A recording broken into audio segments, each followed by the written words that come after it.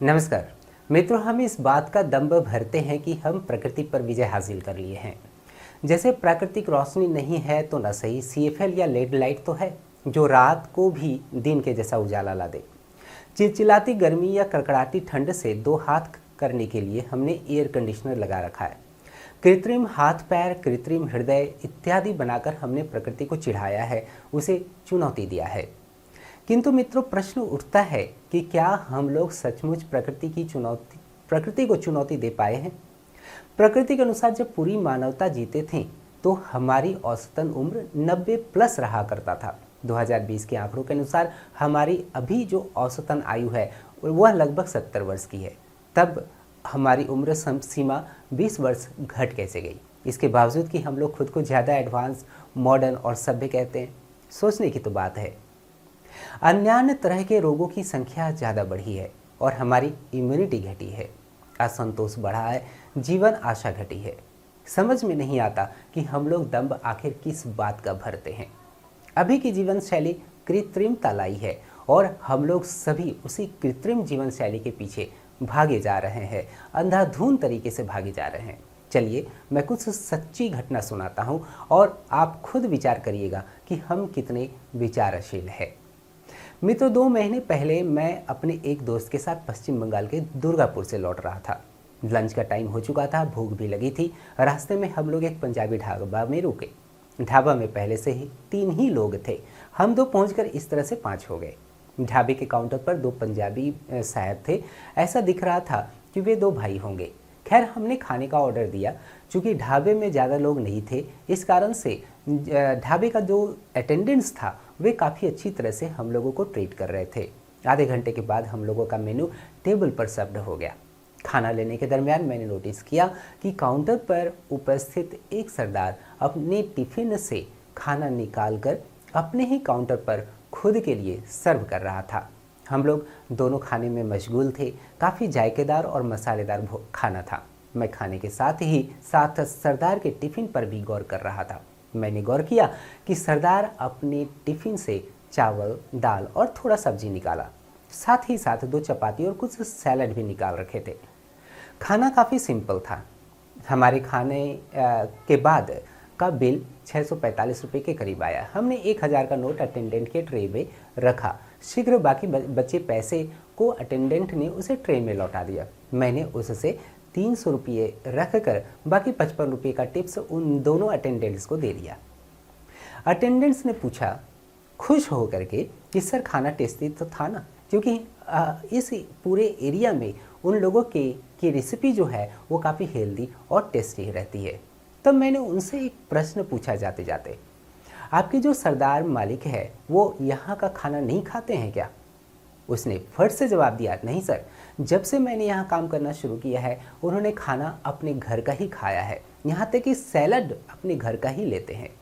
मैं चुप हो गया और उस भारी भरकम मेनू के बिल को देख रहा था और उस सरदार को और उसके खाने को देखते हुए निकल आया। मैं रास्ते भर सोचता रहा कि इतना खर्च करने के बाद भी सेहतमंद खाना नहीं खाए तो मैं किसको बेवकूफ़ समझूं?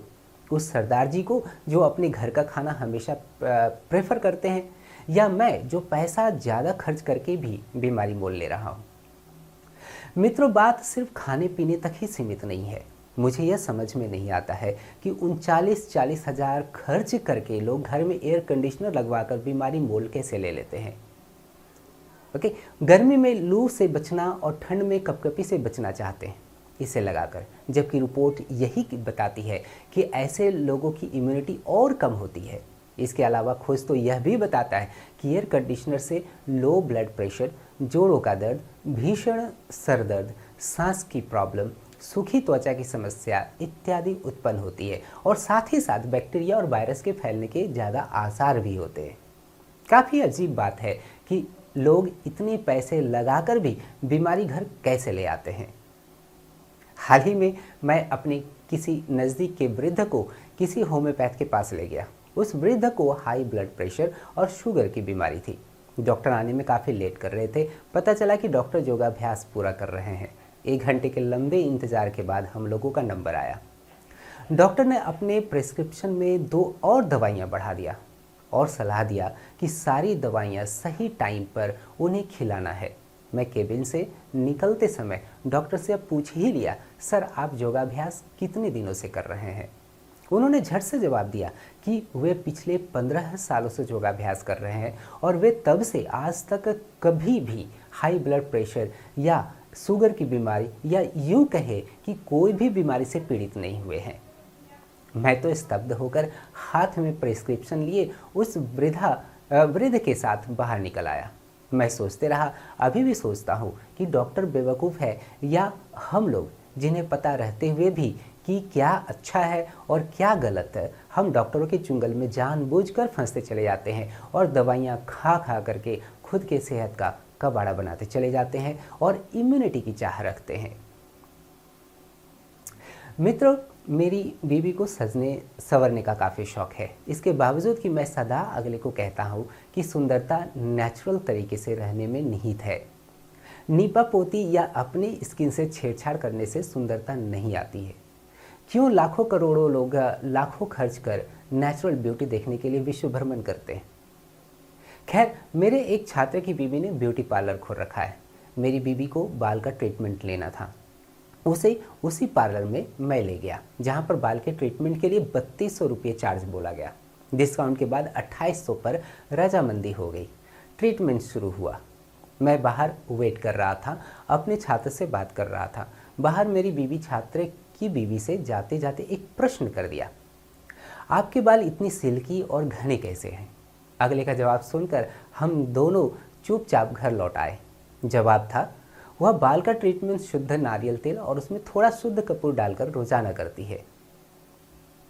दोस्तों, इस तरह के अनगिनत उदाहरण है जो हमें यह सिखाती है कि नेचर हमें जैसा रहना सिखाती है वैसा ही रहने का प्रयत्न करना चाहिए। कृत्रिम जीवन शैली से खर्चे बढ़ते हैं और सेहत भी नहीं रहती। दिखावा छोड़े और प्रकृति की ओर लौटे। Return to nature. नमस्कार।